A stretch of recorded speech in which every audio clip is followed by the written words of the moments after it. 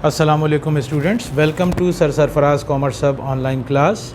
आज का हमारा टॉपिक जो है वो एडजस्टिंग एंट्री का है। जैसा कि इससे पहले मैंने 2 लेक्चर्स में आपको एडजस्टिंग एंट्रीज़ की 2 अप्रोच जो है वो एक्सप्लेन की। पहली थी हमारी एसेट्स अप्रोच और दूसरी अप्रोच थी एक्सपेंस अप्रोच। तो आज के लेक्चर में हम लाइबिलिटी अप्रोच या डेफर्ड इनकम अप्रोच को डिस्कस करेंगे। इसकी एडजस्टिंग एंट्रीज़ कैसे पास होती हैं। जैसा कि आप देख रहे हैं, ये प्री क्लोजिंग ट्रायल बैलेंस या अनएडजस्टेड ट्रायल बैलेंस यहाँ पर लिखा है। अगर अनएडजस्टेड ट्रायल बैलेंस में हमने कमीशन जो एडवांस में रिसीव की हुई हो उसे अनअर्न्ड कमीशन रिकॉर्ड किया जाएगा, जैसा कि यहाँ लिखा है 7,000 रुपीज़।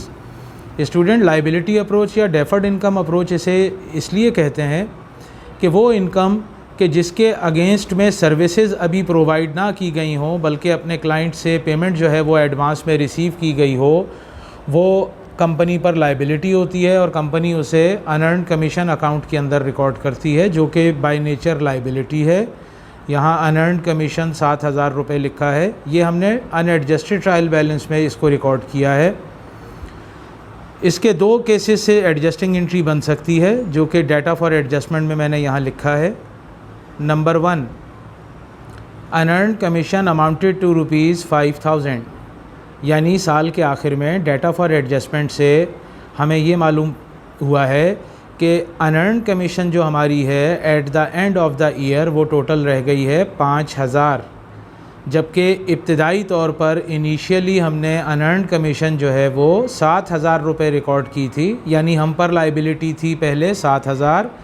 ये वो इनकम थी जिसके अगेंस्ट में हमने सर्विसेज प्रोवाइड नहीं की थी, but at the end of the year unearned commission जो है वो 5,000 रुपये है। इट मीन्स कि हमने ड्यूरिंग द ईयर 2,000 रुपये की सर्विसेज अपने क्लाइंट को प्रोवाइड की हैं। पहले लाइबिलिटी 7,000 थी, अब जो लाइबिलिटी रह गई है वो 5,000 है। तो लाइबिलिटी हमारे पास 2,000 से कम हो रही है। लाइबिलिटी को हम डेबिट करेंगे, यानी अनअर्न्ड कमीशन डेबिट हो जाएगी 2,000 से, और कमीशन इनकम को हम क्रेडिट करेंगे, जैसा कि मैंने यहाँ एंट्री में देखें या पास की है।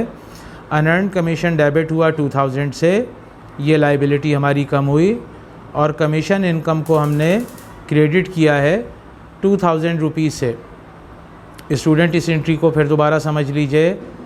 इब्तदाई तौर पर यानी इनिशियली इस प्री क्लोजिंग ट्रायल बैलेंस या अनएडजस्टेड ट्रायल बैलेंस में हमने अनअर्न्ड कमीशन रिकॉर्ड किया था 7,000 रुपये, यानी वो कमीशन जो हमने अपने क्लाइंट से एडवांस में रिसीव की 7,000। At the end of the year unearned commission amounted to rupees है 5,000, यानी लाइबिलिटी हमारी ड्यूरिंग द ईयर 2,000 रुपये रिड्यूस हुई है। स्टूडेंट्स, एडजस्टिंग एंट्री बनाते वक्त एक उसूल को याद रखिए। जो अनएडजस्टेड ट्रायल बैलेंस या प्री क्लोजिंग ट्रायल बैलेंस में अकाउंट रिकॉर्ड किया हुआ होता है, उस अकाउंट को देखना होता है कि वो साल के दौरान बढ़ गया या कम हुआ।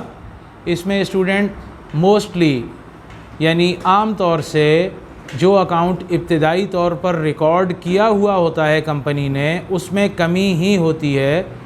बहुत कम ऐसा होता है कि उस अकाउंट में इजाफ़ा हुआ हो।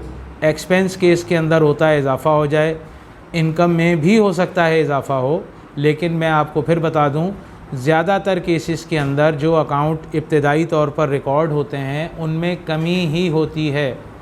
ठीक है, तो अनअर्न्ड कमीशन यहाँ 7,000 थी, साल के आखिर में हमारी अनअर्न्ड कमीशन है 5,000। It means during the year unearned commission 7,000 से कम होकर 5,000 हो गई है।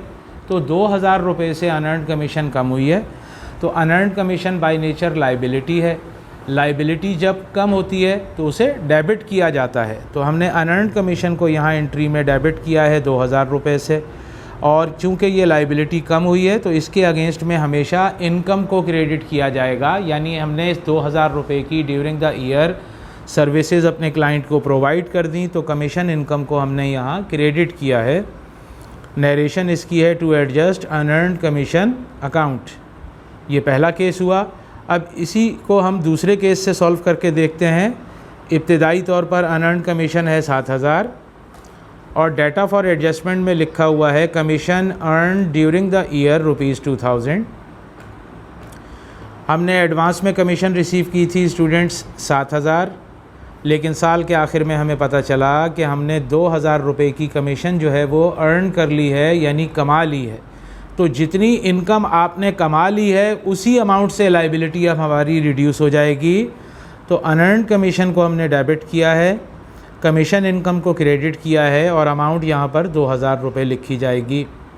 स्टूडेंट्स, जैसा कि इससे पहले लेक्चर्स में भी मैं आपको एक्सप्लेन कर चुका, एडजस्टिंग एंट्री में अमाउंट ट्रेस आउट करने का एक आसान तरीका है।